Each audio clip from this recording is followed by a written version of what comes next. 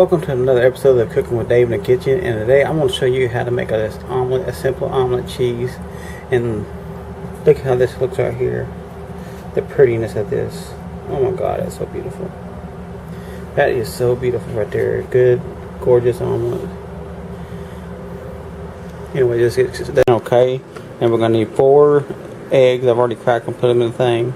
So all we got to do now is just whisk them up. Whisk them up real good.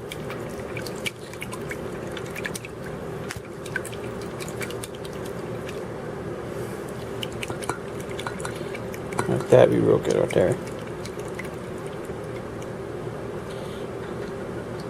Okay, kind of like this. You want to fold it ever so carefully like this.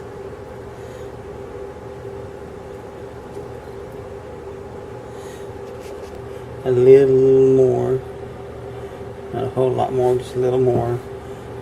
The omelet, just sprinkles a little bit of Parmesan cheese on this. Okay, look at that. Okay. We're gonna cut in the center of this. Take a look at it. Take a look at this beautiful omelet. Look at that. Take a look at that beautiful omelet. Look how gorgeous that is. Oh my god. It's our omelet, done omelet.